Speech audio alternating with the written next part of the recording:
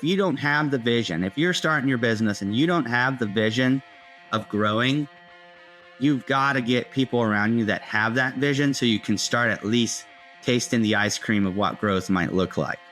Because if you don't grow as a business, you definitely will die. God was calling me to continue to grow.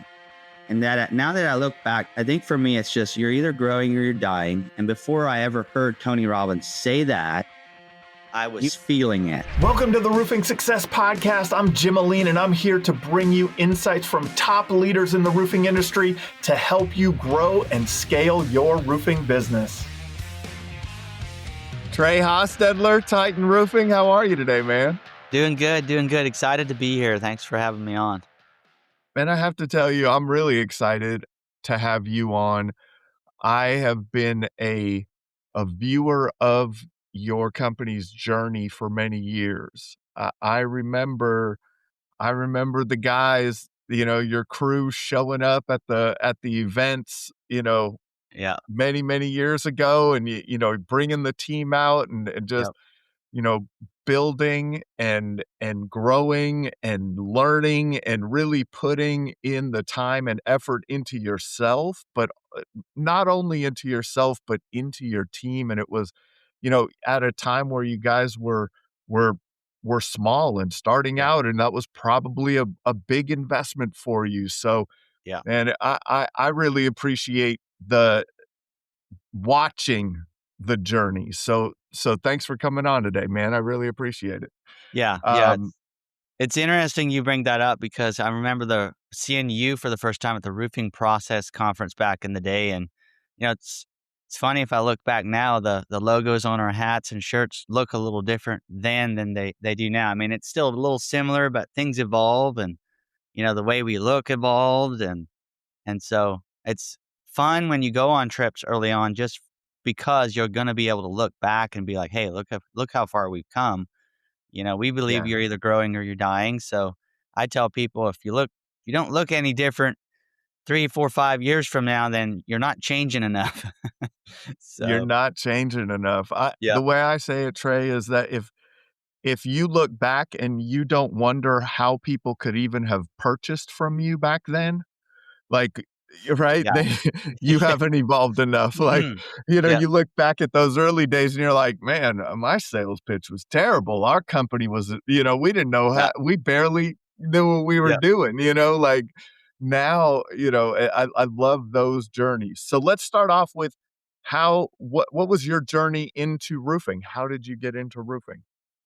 Yeah, I got into roofing. I just kind of was born into roofing. I have a few uncles that have roofing businesses, and my dad had a roofing job for one particular uncle that had a roofing, like roof restoration, like Conklin roofing restoration work. So we did a lot of flat metal roofs, flat membrane roofs, even some old tar pitch roofs, downtown buildings. We would go in and spray foam apply, and then put coatings over that. So those were the jobs I had straight out of 8th grade.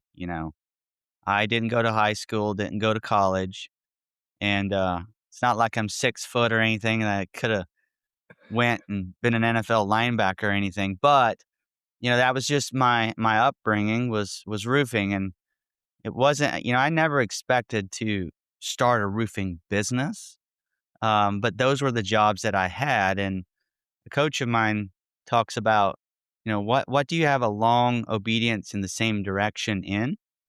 Or what have you done over a long cycle of time that makes you an expert? And I eventually, when I got married, I knew I wanted to create something, have a business. Especially 6 years ago, there's a lot of content online, kind of, at least that's the stuff I was attracted to. And hey, start a business, flip a house, real estate, all these things. Hey, what can you do? And I just felt like God was kept reminding me of hey, you've got a long obedience in the same direction of roofing. Why don't you just do roofing? And the interesting part of that is I hated roofing at that point. I was had resentment against it. I was tired of it. I was like, let's go drive a forklift or something. This is hot. It's hard work.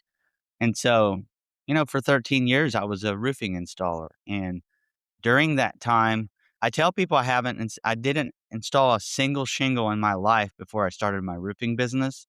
And the first job I got was to fix a shingle roof. So it was like early on, God was like, look, you got a long cycle in this roofing thing, but not in shingles. We're going to get it. We're going to teach you right away. And so that's just kind of how, like, I had considered, a bunch of different types of businesses. And ultimately it was like, if I'm going to have a business, I want to be able to sell something that I know something about. I didn't want to Mm, go take a course and then try to sell insurance or something. I never had mentors and things and experience, and so ultimately it was just like, hey, let's do roofing. And, we put up, my business name was Titan Commercial Roofing. That's my official, mhm. LLC. And because I figured I'm just going to get commercial roofs, right? We're just going to do a few jobs a year, get rich, because commercials can be lucrative. It can also be very risky. And the phone just, people didn't notice the word commercial. They just saw Titan and they saw roofing, and all they knew is they had a problem. So, hey, Trey, like, my roof is leaking. Cool. Like, downtown building, what is it? No, it's my house. Okay, well, so I just figured it out, and I would tell you I lucked into it, but I think luck is something that looks for you when you're looking for it. And so I was looking That's for right. opportunity, Yeah. and opportunity just started to happen from that marketing. I actually started right when the LSA, the local service ad, the Google Guaranteed ad, was just brand new. And as I look back now, I think that's part of my early on success was not a lot of people were doing it. Well, I was brand new, and Mm, I was like, what is this LSA thing? The Google Guaranteed badge looked cool to me. I was a brand new company, and everybody else, had 5, 10, 20 years in business. Well, I just started getting leads like crazy off of that. And that's kind of where the residential leads came in. And that's really the story of how I started it. I did not have intention. I didn't even target marketing towards residential people or products, but those people didn't know the difference. They just saw roofing in the that's name right. and called, and here we are. And really what happened is Google targeted those residential customers for you in those Yeah. local services ads Yeah. because there are very few people searching for commercial roofing Right. companies online, right? Yeah, Like that's such a relationship business. it is. There is a little bit of search volume, so we don't ignore it, but boy, there's when you throw up those local services ads, that's your average homeowner. That's who It that is. is. That is a fantastic, sometimes you get lucky, right? But I have a thing, and I actually wanna do a podcast about this one day, about the art of luck, and the art of Hmm. luck is when opportunity meets preparation. Yeah. And so, that to me is what I hear in your story. You were prepared for an opportunity and you were seeking out this opportunity. What what do you think it was in you that's different than in some others who in seeking out that entrepreneurship path and seeking out that business ownership path? Because a lot of people that got into the trades and from the installer side and do the work, they can't even envision that. What do you think was what was in your mind that got you to say, you said, didn't finish high school? Is that what I heard? Yeah. Yeah. Eighth Right? grade Like, education. you Yeah. know, 8th grade education, right? Like, so how, what in your mind thought, yeah, you know what? I could build a business, like, or I have to build a business. What was that inside of you? What was that internal dialogue? Yeah. Um, they say people make decisions to make change when the pain of staying the same becomes greater than the pain of or the reward on the other side. And I think that's what it really was for me.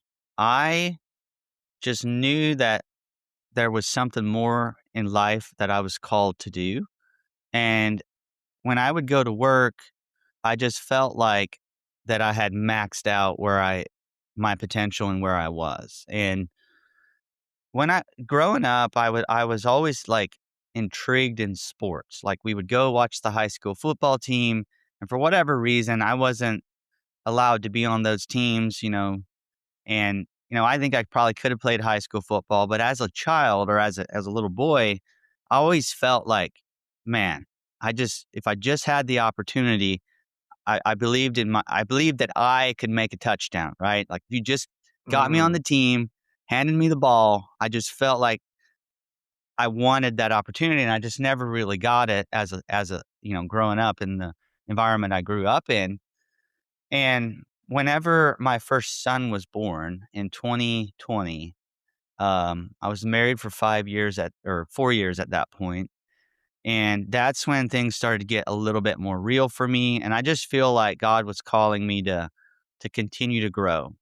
And now that I look back, to answer your question, I think for me, it's just you're either growing or you're dying. And before I ever heard Tony Robbins say that, I was feeling it.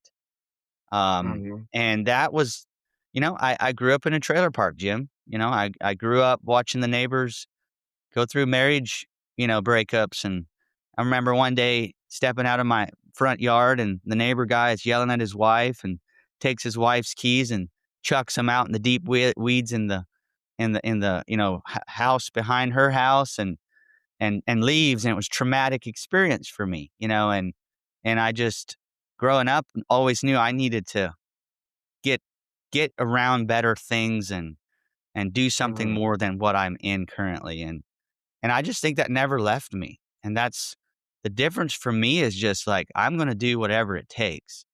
And I think what I've figured out maybe in year one looking back is you get your first job, you're excited, there's, an energy about it, and then you get your first complaint or your first problem. That's when you figure out if you're an entrepreneur or not. I remember like mm, in my first year, like there was nights where I didn't sleep. There was mornings I woke up and the homeowner was awake before I was awake, sending me messages about problems at a job site, and sure, I should have been up at 5 probably, but hey, it is what it is. It's a real life story. Remember a homeowner calling me and early morning, and the crew had, knocked over his mailbox. And this is year one in business, and I'm like, oh my gosh, this is a big deal. Today, you would laugh it off, but still, like when you're young and you're new and you don't have mentors around you and you don't have prior business experience, those are big deals to deal.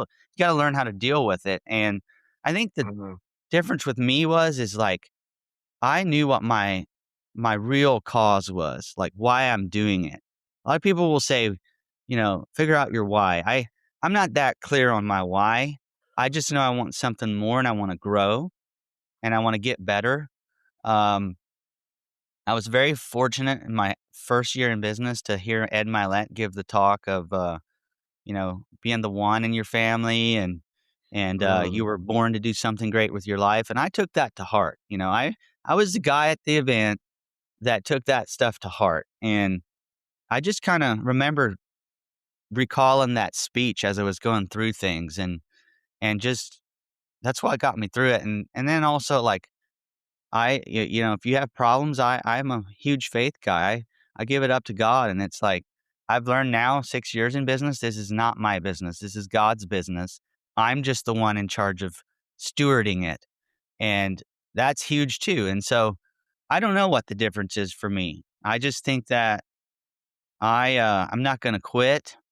And even if I lose it all today, I'm not going to quit. I'm still going to keep going. And I think that sometimes is the difference is if you keep when you're going through those tough times, especially early on, and it's like, well, is this for me? Right? I had those thoughts. Is this for me? Am I cut out for this? Am I going to die? Like this is so much stress. Like what can I even handle this? Because I remember my first year, I had some very tough times of just immense stress and not knowing how to deal with it and overwhelmment and anxiety and things. And I'm happy to report I never turned to alcohol. I never turned to, things like that. And I think it's probably why a lot of people give up. It's very, very Mm. hard. And just because it's hard doesn't mean it's impossible. So at the end of the day, I feel like I've done a decent job building a scaffolding around me of whether it's outside mentors or people close to me giving me feedback of like, hey, I've been through this before. One of the best things you can do when you have problems as an entrepreneur is talk to somebody that's got the same experience or had the same problem. Because I remember one day talking to a guy about a problem that I was experiencing that I thought was just the end of the world. And I think it might have been about 1-star reviews. It was just getting me down. And I just remember my head feeling like physically just pressure relieving as he was like telling me, look, this is normal. This is how you deal with this. And it was like, oh, okay. So at the end of the day, mentorship, just Mm. I'm grounded in what I'm trying to do. And the thing about it is I do think business will take a lot longer than even nowadays. Everybody wants everything today. I am a very impatient person myself. Been dealing with that this week. Um, but staying patient. That's a key thing too, is staying patient. But you gotta have people. If you don't have the vision, if you're starting your business and you don't have the vision of growing, you've got to get people around you that have that vision so you can start at least tasting the ice cream of what growth might look like. Because if you Mm. don't grow as a business, you definitely will die. I do believe that. Def Definitely. I was just down at a mastermind group that I coach in the digital marketing space, which there's a lot of similarities. It's just being around like-minded people, right? Yeah. So let Yeah. just to make that connection. Um, and I had a conversation with one person who it was their first time there, and they were so excited that it wasn't just them. Yeah. Right? That's Yeah. that story of Yeah. you, saying, "Hey, man, I got this one-star review," and it's just like, "Oh, yeah, we all have them. It's Yeah. alright." It's Right? all And you're right. like, "Wait, we all have them? We all have one-star you know what I mean? Like, Yeah. Yeah. we all knocked over a mailbox at some point in Yeah. time, Yeah. right? Yeah. And it's, you what you feel is a stress at different parts of your business, you know, other people have been through along Mhm. their journey, and those conversations with people, of course, I'm a coach in the RSA, Mhm. and at Adam Benjamin's group, and and that's been a game changer. I've seen it happen at events of ours where, it's just, my goodness, we're doing this together, and you solved a Yeah. problem that I haven't yet, and I've solved a problem that you haven't yet, and our willingness to share with each other is what really helps everyone, right? It It is. lifts the Yeah. whole industry. Yeah. Um, what early on, like, what do you think allows you now to not get stressed about when that mailbox gets knocked over that changed from that first time it happened? Yeah. First off, I still have stress. I still have anxiety. I still do, feel those things. I think I've just learned how to like with experience, you learn. And that's the biggest thing is you got to just understand a lot of these things you're going to have to go through and grow through them because I believe it is a muscle that you build when, how to handle adversity, right? Like it is a muscle you build. And the only way you build it is when you break it down. Like you can't build your muscles without going to the gym, at least doing it the right way. And that means you got to go and you got to break down your muscles. So I think number one, it's experience, but two, for me, it's just faith. I just have figured out like if somebody takes my business down today, I'm still who I am. This is my Mhm. 6-year-old son's homeschool desk behind me, and this is my daughter's room. I have them. I'm still going to be a father. I'm still going to be a husband, and I'm still, you know what I mean? So it's like, put these things in the right perspective buckets. Your business is not your identity. It shouldn't be, at least. Your logo, you love your logo, but guess what? You know, it's just a logo. Um, and you got to kind of like I think, at least for me, I can Yeah. only speak for me, but whenever I put this in perspective of like, this is not my business, as much as I'd like for it to take all the credit of all the success, it's just not true. I've got great leaders in my business, and then we only go as far as God allows us to. And that's what I believe. I don't know how, you believe what you believe, and that's fine, but that's what I believe. And I think that that is huge for me, is just understanding people are going to be upset at your business at scale on a daily basis. And that's okay. And the thing what I try to do is review all the cases. What are we doing wrong? How can we get better?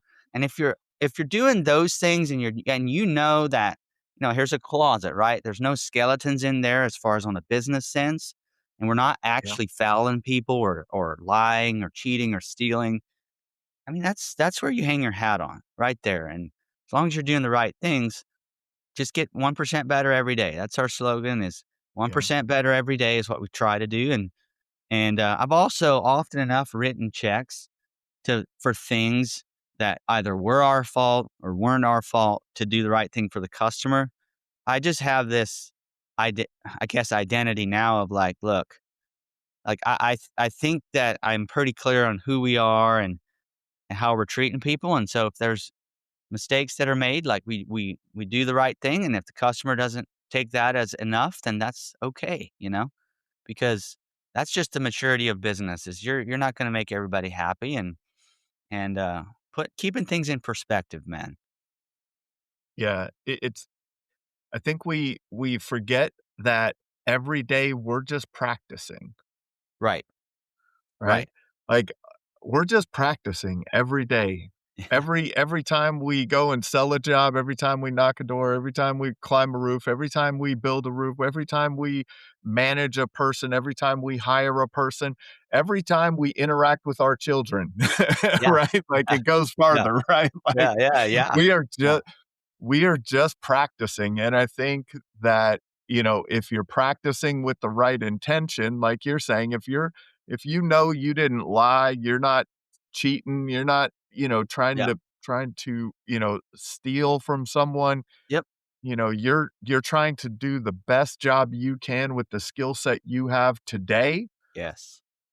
You solve that problem and you move on. Yeah. And, there but there will be sleepless nights. Let's There will be. asterisk this, right? Like, there Yeah. will be sleepless nights. Yeah.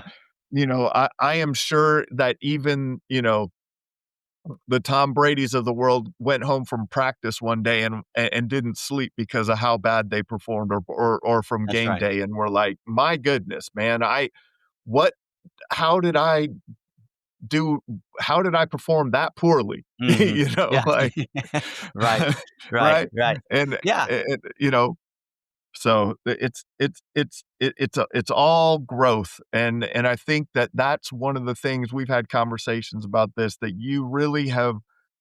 And I see it in people, and someone at that event that I was at, this week, said it, and that entrepreneurship is a journey of personal development. It is. And if you treat it as such, if your business went away today, they say that someone who has become a millionaire, Hmm. if you take everything away from them, they could become a millionaire again, Yeah.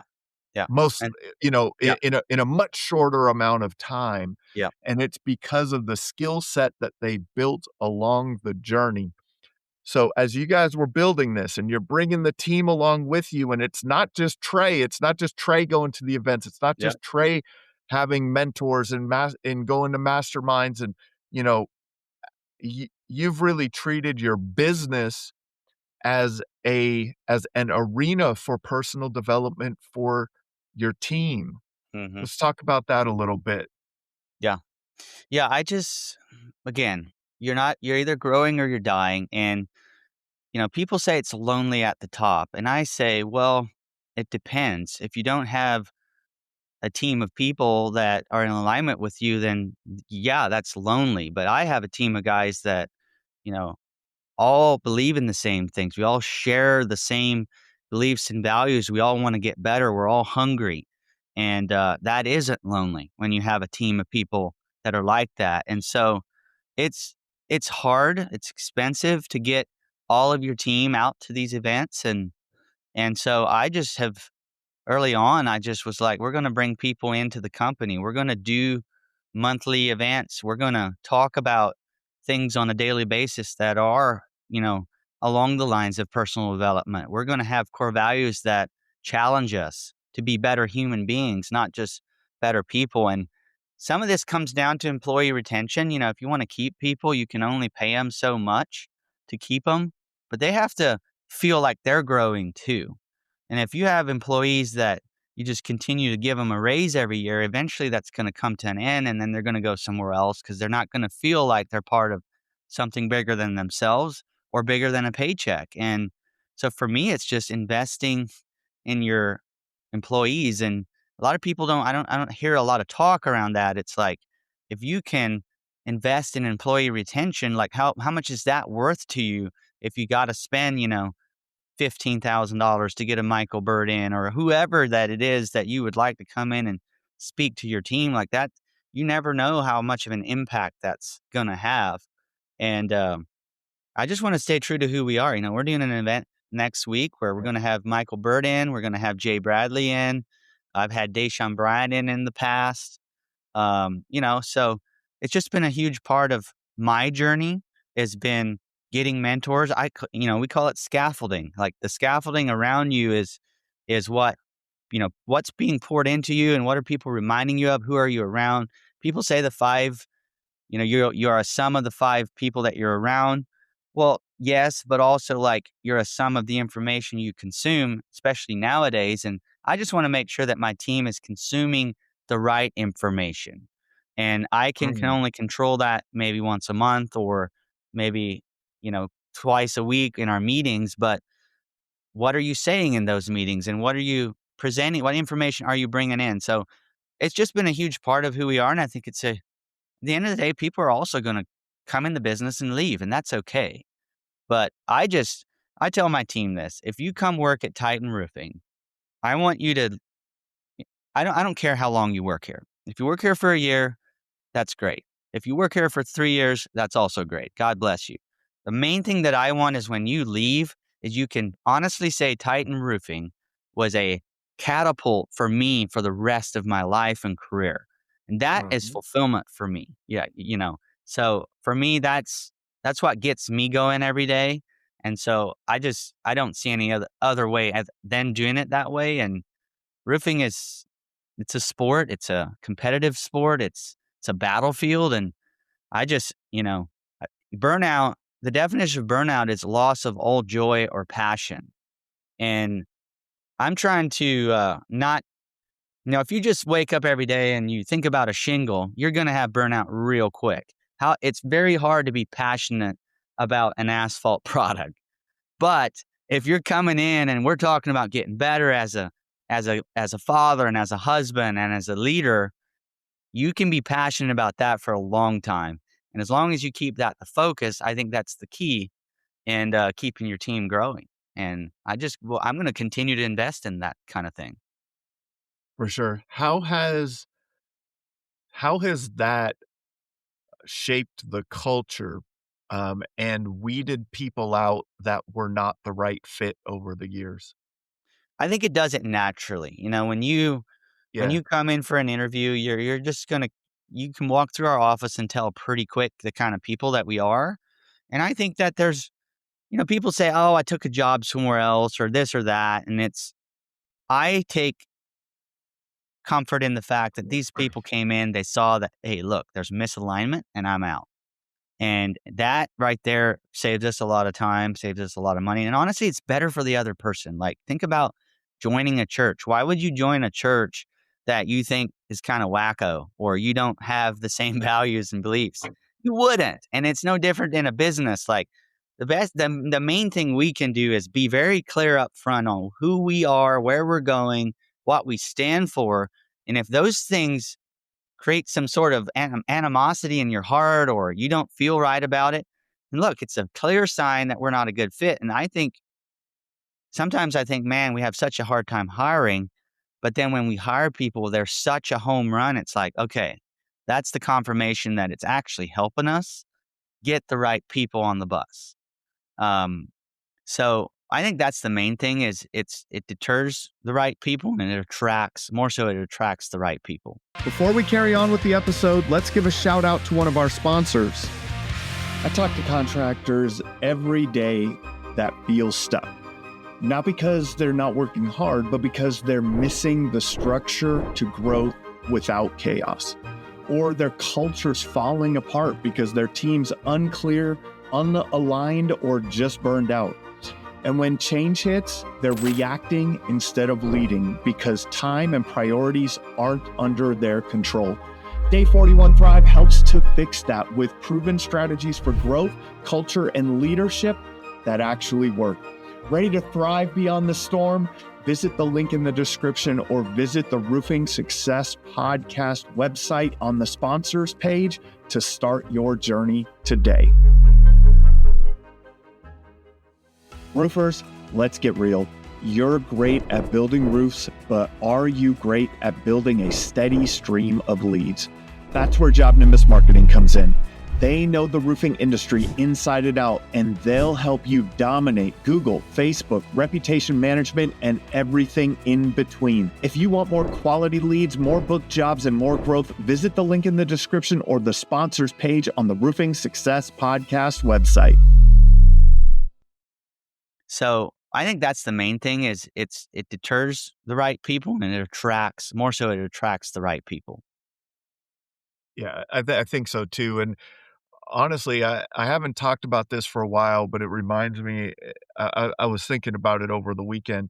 And it's that really we market, there's 4 categories of marketing, and we only think of one usually. We Right. think of marketing as getting prospective, new prospects to sell to, right? Mm-hmm. New Yep. prospective customers. But the second type of marketing is to past customers for referrals and things like that. So there's your second category. Then people don't look at it this way, but hiring and recruiting is marketing. When you put that ad up on Indeed or wherever you put the ad up in your local paper, wherever, your local Facebook group, whenever you're on a Facebook post, that's marketing. It is. You are writing a headline, ability to make up to X amount of dollars, like this is this is sales copy, right? It is. Then or marketing, it's copywriting. But then the one that I think people don't put into the proper category, and that is marketing to your current team. So when you're talking about bringing in, these speakers and bringing people to events, and that's marketing to your current team. Yes, it is. To keep them bought in to Titan and to wanting to continue to work for Titan and to continue to keep building along your mission and your core values and that it's an amazing thing that people miss. They market for new customers and that's it. Mm-hmm. That's all that it is. And so it gets really I think that a lot more effort should go into the team side because boy, it's hard to find good people. Let's talk about your journey in people, because you were walking around those shows back in 2020 with a group of people. Yeah. Where did you find that initial group? How has that group evolved? How's the team evolved over time? Yeah. I think it's a great question. Initially, I was told, don't go into business with your family. I was told all these things, and a lot of it was bad advice, and that's another topic. But my initial group of people, my first employee I ever hired was my sister, right? Like she just worked out of her room, and her job was to answer the phone when people called the company. I started out with just my personal cell phone number, and then eventually it was like, okay, if I'm going to have her answer the phone when people call for a new lead, then I got to have a new phone number. So I got a new phone number and got that on my, Google My Business and wherever. And so her job was to answer the phone, do the lead intake, get the information, get the address, and then book my calendar. So that was the first employee I had. And then I kind of, as time went on, she got comfortable with the computer. She was 16 at the time, and I was paying her $15 an hour. But I think that one of the best things you can do when you start out is either have your wife or have a family member join the ship, because if you're starting a business brand new, odds are it's going to be kind of an exciting thing for your family. My family, nobody's ever had a business. So it was like, yeah, let's do this, right? Let's make something out of life. And they're going to have an ambition. So it can be a positive thing. And so that was my first employee. My next employees, first salesman was my brother, and then I had two of my wife's cousins as salespeople, and then eventually got business partners that were brother-in-law, things like that. So I didn't go outside of the family until my fifth employee, and I think that was a production guy. So and that just came through a Facebook post, just posting on our Facebook page, hey, like, we're hiring for the XYZ position and here's what we need help in. And he reached out. I met him at Red Robin and restaurant in Springfield and didn't know how to do an interview, but told him, hey, we're doing this thing and here's how much I'll pay you. And he was like, I'm all in. So those were just that was my start. And I know that's not going to be how everybody starts, but I think it can be a little bit of a hack if you have a wife or a girlfriend or a family member that can come work for you. It's one of the best things and Sherika still works for me today, 6 years later. So, and Scott, 6 years later, Dylan, 6 years later, still working and still growing and been able to achieve, amazing things. And of course, there's been people that have come and gone, and those people are going on to do bigger, better things in their life. And that's awesome. You're going to have that. But yeah, that was my start. And I had a lot of people, especially online, don't go in business with your family, don't hire family members. And all I say is mature as a human being, like just have honest conversations. Don't beat around the bush. Doesn't matter if it's your family or an employee. Is it harder if it's your family to fire somebody? Sure. But does it mean you can't do it? No, there's no law in life that you can't fire a family member. You just got to have the cojones to do it. So, and man, I just get very passionate when I hear bad advice given, especially to new guys. It's like, you got to be so discerning of the advice you get because every situation is different. And the Bible says there's nothing new under the sun. So if you're thinking about doing something, don't be so egotistical to think that nobody's ever done it before, because the Bible literally says that they have. So, yeah, that's the story of my employee life. And, today we largely hire off of Indeed. And at scale, you have to. You're going to hire people that have no idea who you are. And there's people out there that are the right fit for your company. I believe we are in an abundant world. Now, I think that supply and demand, today it's harder to get, especially young guys that are ambitious about the trades. And I personally think that's going to change in the next few years. I think everybody nowadays is like, well, I need to work from home or get a desk job or whatever. And construction or the trades are looked down on. And I think it's just a matter of more content, more exposure, people sharing what they're making and how they've grown and where they're going in the trades. And especially with AI nowadays AI is making all this we talked about this the other day, but all these software companies are in trouble, and you're going to see more attention towards the trades. And we got to continue, as long as the earth stands, homes and roofs and decks and outdoor living and indoor living, it's all going to need attention and rebuilding, and somebody's got to do it. And the robots definitely aren't, this is my opinion, but the robots aren't going to put shingles on anytime soon. It ain't going to happen. It's going to be a minute, right? It's going to be a minute. It's not that someone's not trying to develop it. I've seen the machines and things like that. It's fascinating to see how cool it is. Like how good they, but things happen faster than we think, but take longer than we It believe take also, longer than right? yeah. Like, Yeah. I mean, Chat GPT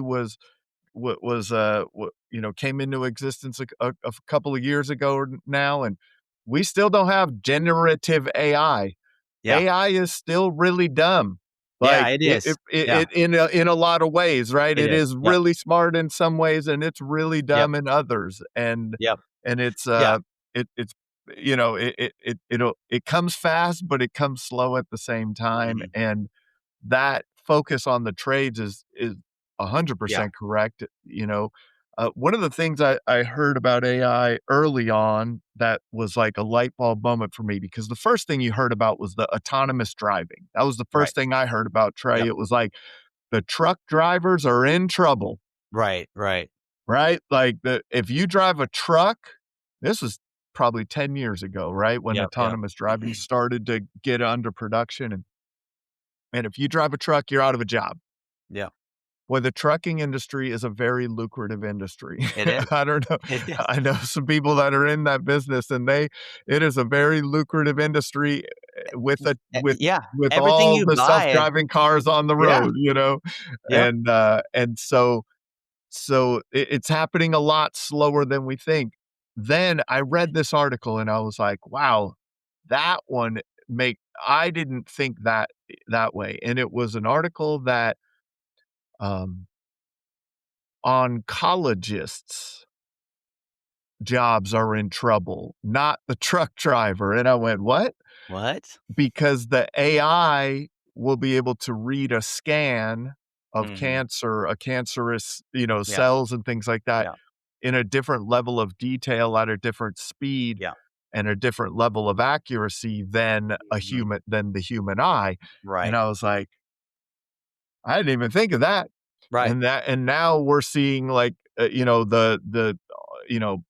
that, it's really a fantastic Grammarly. If you use Grammarly for Mhm. autocorrect on all, you know Yeah. what I mean? It really is just a fantastic word generator. It is. So writing words, it's great at, so writing blog articles and, website copy or ad copy and things like that. Fantastic. Writing SOPs in your Mhm. business, it's good. Yeah. It'll get you there, right? Like, but Yeah. you better read them Yeah. because it doesn't, sometimes it's a little off. Yeah, you Like, can't just put it on autopilot.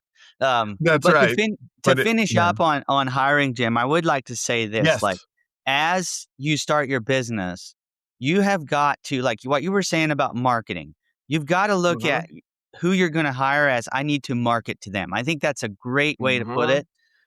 And why would somebody follow you? That's the question you gotta ask when you start. Yes, you are brand new, and yes, you may be doing like I did and using Google Docs for a bid. Like that is okay. But do you have a fire inside you? Do you have a vision of where you're going? Do you have an ambition and a fire that when you talk to these people that about potentially coming and work for you, that they're like, you know what? I don't know where Jim's going, but I just believe in him.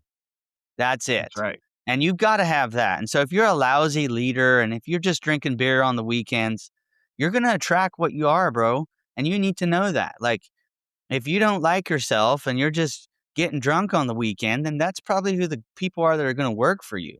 And that goes for subcontractors, first year guys, long term guys. It doesn't matter. Like, you attract what you are, and you need to just be self aware of that. And if you're like, hey, I can't get any solid salespeople, then look in the mirror. The mirror tells you exactly who you are. And you can buy those at the local Lowe's, right? Or hardware stores or Walmart. Go buy a mirror and look in there. Do you like what you see? Because Uh-huh. if you don't, your employees probably don't, and your potential workers. And Mm. so I to cap that off, I just think the trades are a beautiful, beautiful vehicle for any young guy that doesn't feel called to work indoors or to work in tech, or, if they like to be outside. If you're an outdoor guy like I am, like, you can do so much with your life in the trades. You can start as a labor guy. You can rise up into management. If you're in the right company, you can get a corporate job eventually. Li- you can go. I am convinced, Jim, that you could start as an 18-year-old labor guy and work yourself into equity ownership in a company and get a 7-figure $1 million equity payout. Now, we were talking about luck earlier. Yep, you're going to have to be intentional, and luck is going to want to know that you're looking for it. But there is a real legitimate path for you to do that without a college education. Now, it's not that everybody can do that, but it's definitely legitimate. And I just don't think that there's enough talk about that. There's not enough, exposure to kids about that, because, I was taught, if you're going to be rich, you're going to have to, own something or start a business, or I don't know, be a doctor or a lawyer, or the nurses. They're the only people that drive the nice cars and have the nice vehicles and the homes. And it's just not true. It's just not true. And I have a huge ambition for especially young men and women, if they want to get in the trades young. I think it's a beautiful thing. I remember my conversation with Martin Pettigrew years ago on the podcast, and he was a valet at a golf club, right? And the guys that were the people that were showing up in these like beautiful vehicles, big trucks, really, really, fancy trucks and really nice cars. It's like, what do you do for a living? And then my friend Nick Royer, he was on one of those TikTok videos of like, what do you do for a living? It was like roofing, and it was like, what? You're driving a Ferrari? Like, this is crazy. And I mean, like, this is the amount of opportunity in the trades in these industries is it's limitless. amazing. Yeah. Like, it is. And you really, I'm with you, man. Like, you really could start off as a laborer, learn maybe to do job site supervision, learn production, take that experience, and then and go and partner, for equity, or get an equity stake in another company, or learn how to sell and do it all yourself. But like, right. there is a path. There is an actual path from an 8th grade education to a private equity exit, right? Like, it's crazy, man. Like, how you can't, it's the, maybe we shouldn't talk about this, Trey. There's too many. well, just people for are gonna, no, like, my goodness, man. But like, and it comes down to years ago. I talked about this. So I was on the ICO Profit Power Tour. I was doing events with them, and in Minneapolis here, we had an event in Minneapolis. And I looked around the room, and I just kind of did a quick calculation in my head. And there was, I don't know how many people there, 50 people there, and it was some owners, some teams, but just in the companies that were there, I did quick math that there was about $250 million in gross revenue in that room, just based on what I knew, right? And I didn't know everyone's financials, but I was just making a good guess. Now, that was only the ICO preferred contractors that showed up that day. Not the GAF guys, Master Elites, not the OC Platinum Preferred, not the Certainteed, right? Not the Atlas, not the, right? Like, there was that. It is an outrageous opportunity. There's room for everyone. There's room for the abundance. There's room to have the conversations with the company across town. Have you made friends? I know you've made friends in the industry. Have you made friends in the industry in your area? I mean, that is something that I try to do personally. I have a few local guys that we give each other referrals. Like, there's one guy in particular, he knows we do metal. He doesn't do metal, so he refers me all his metal work.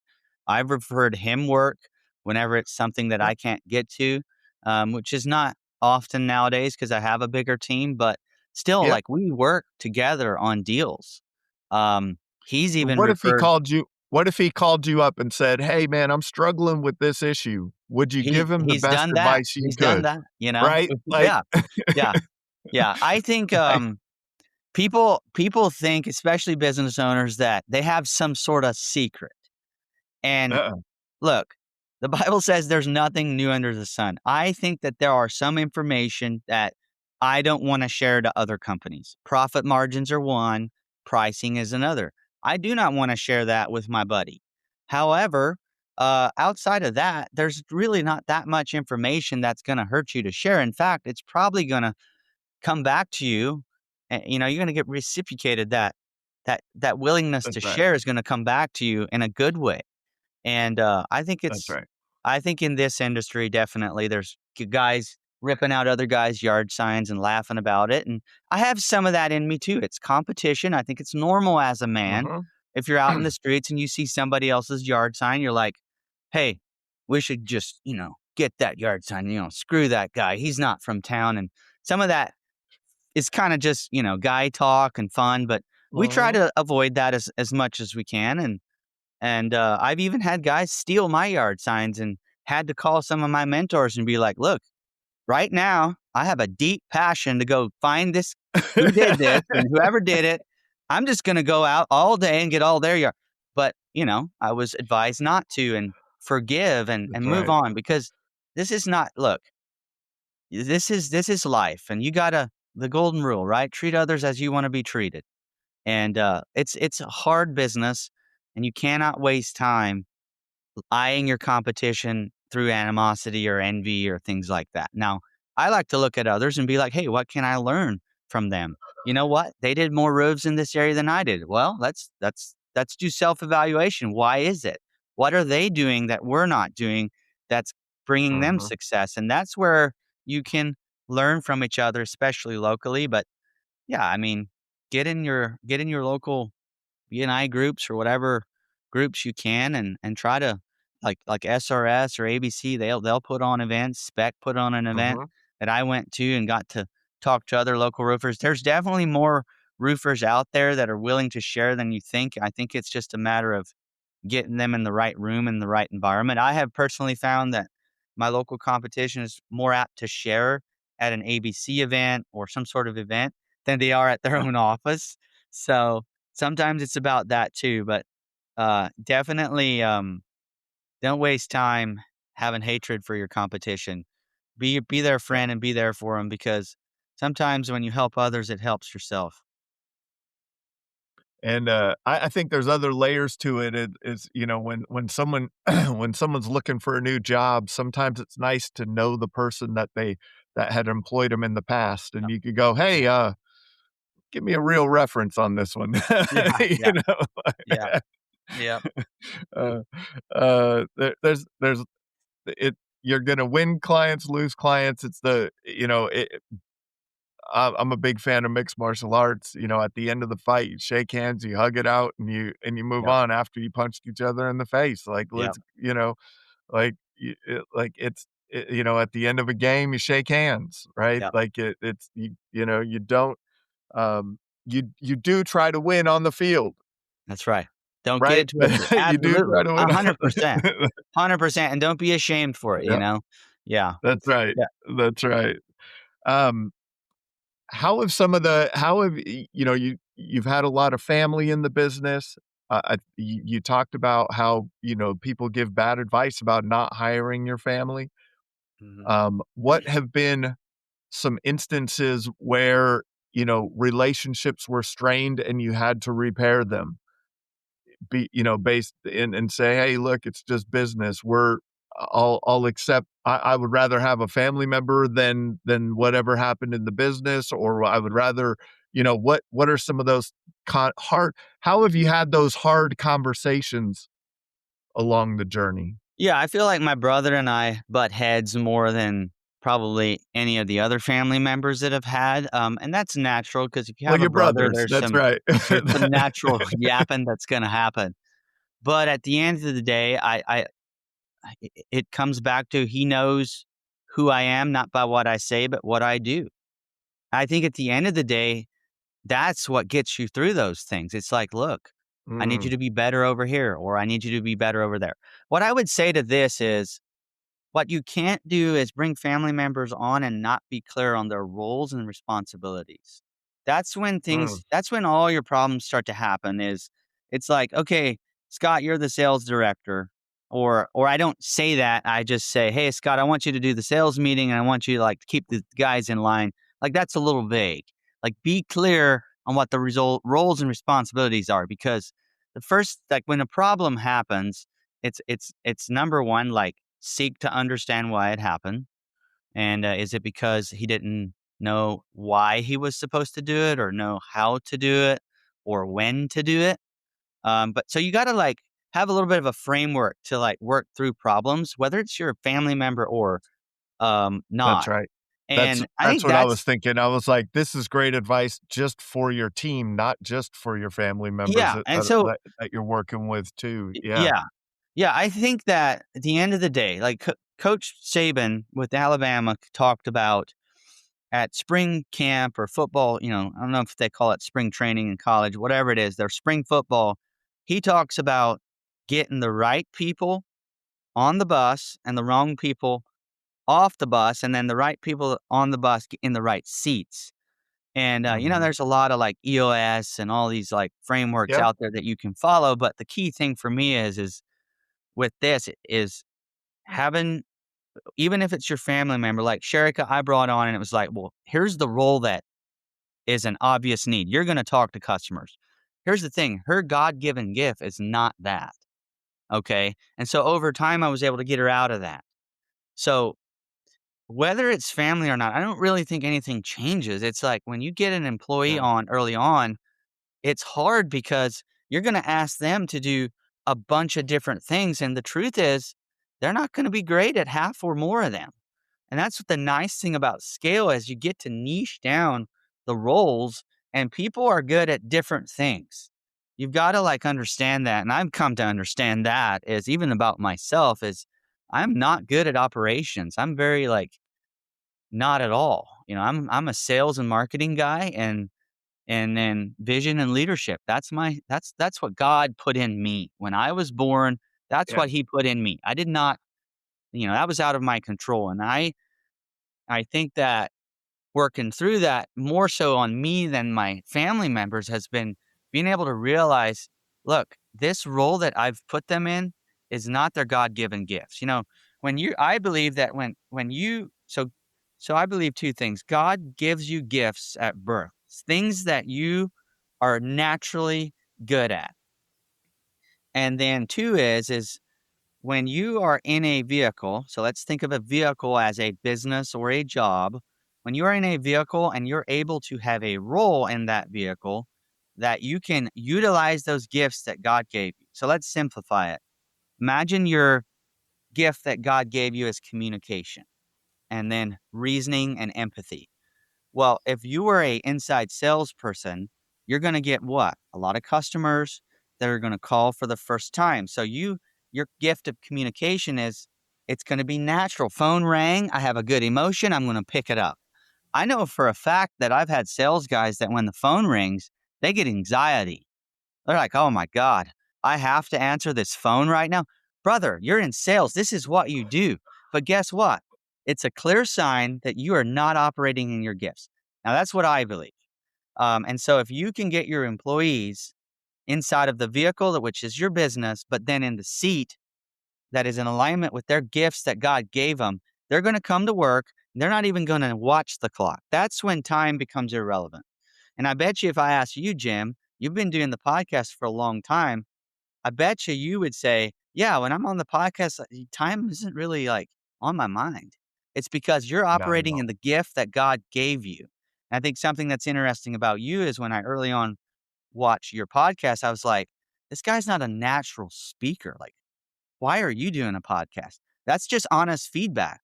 But as I've watched Yeah. you over time, it's like clearly this is a gift that God gave you because there's some sort of passion that's coming with it, like longevity. You're not getting burnout. Those are signs to me that you're operating in a God given gift. And so, talking about family, like that's the best thing you can do is grow so that you can move them into the right seat because don't confuse it. Like whether it's your family member or not, if they're in the wrong seat, you're going to have to help them get a different job because it doesn't matter that it's your sister. It wouldn't change if it wasn't your sister. It's just the fact of the matter that they're not good at the thing you're trying to get them to do. And so that's what I've learned. And you know, is it harder to go and tell somebody you're going to lay them off when they're your family member? I mean, I think so. Is it harder when they say that they're going to leave? I think so. But it's also perspective, and you have to realize, like, okay, Jim, I'm your cousin, and I'm going to be like, hey, I'm going to actually quit and go do something else. You got to realize big picture, like that might be the best for them. You can't take that personal. Why are you taking that personal? Like, is it just about you and your business? And, and now you're so, so it's maturity. It's all of those things. And I just think that if you can get those things right, whether it's your family or not, doesn't matter anymore. And Yeah. those are my beliefs. No, I think that's amazing advice, because if the roles are clearly defined and you're treating them as if, are you in the right seat? And are you doing your job, and are you performing well? Like, all of the other things go away, and you can have those honest conversations. Yeah, Early on, absolutely. you said that you were watching Yeah. um, the Ed Milet talk, and it really struck a chord with you, in that the way that he talks about, one person can change their family tree forever, Hmm. right? Eh, um, for everyone listening, like, I believe there's a quote, in a movie, The Bronx Tale, that, "The worst thing in life is wasted talent." Hmm. And that's what I like, that kinda goes along with it to me. Like, I truly believe if you have the skill set that you that is, you should be pursuing that skill set, and sharpening that skill set, and continuing to grow. Um, how has that decision in your life to be that one person that will change your family tree affected everything that you've affected everything from there on? I It's a tough question because I feel like this can come across as an egotistical kind of conversation, if you will, because like, who Yep. am I to say that I'm the one and all these things? And um, I think that the way that first off, you mentioned something about lost potential. I had a coach tell me the thing that people grieve the most in life is lost potential. Now, if you think about that, you think you're crazy.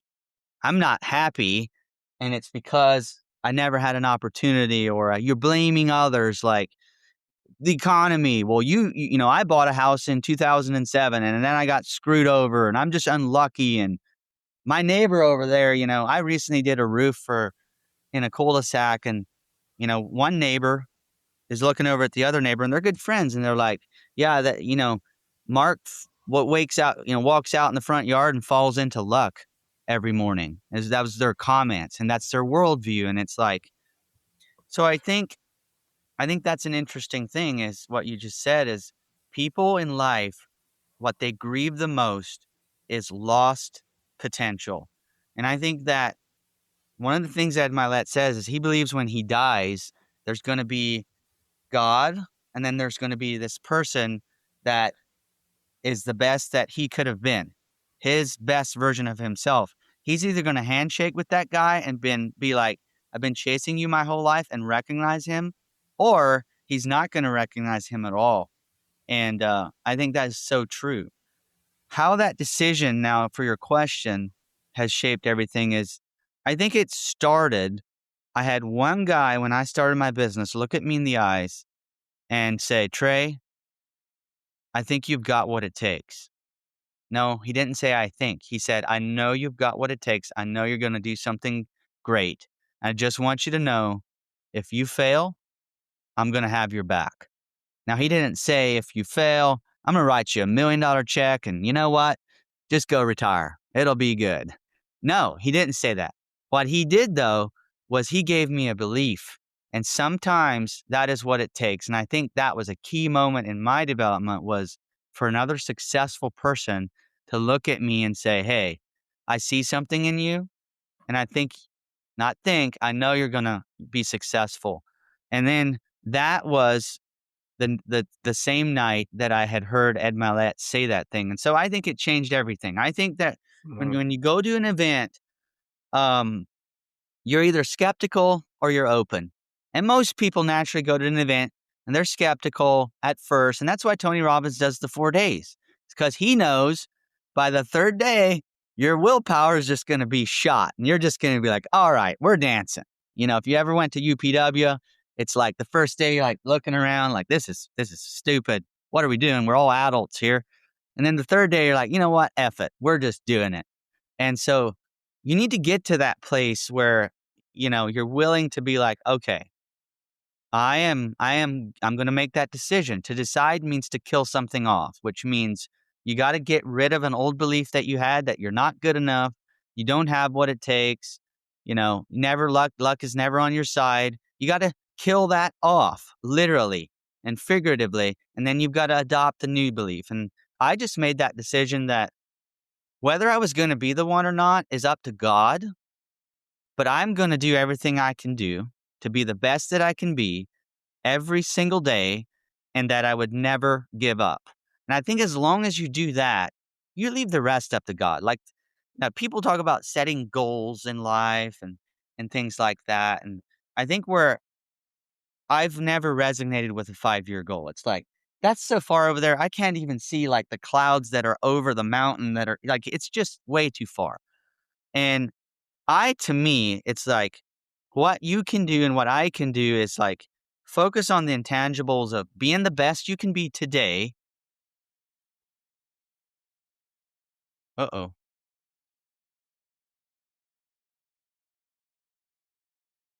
That's not good. I think we cut off.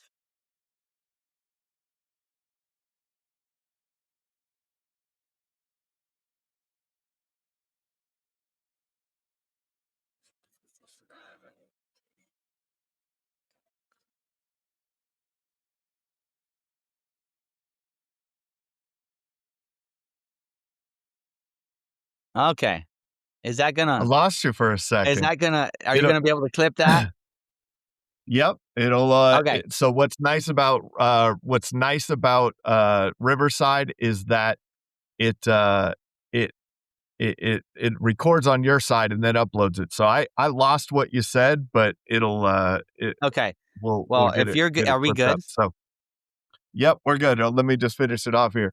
Yeah. Hey, Trey, man, that was awesome. Thanks for your time today. This has been another episode of the Roofing Success Podcast.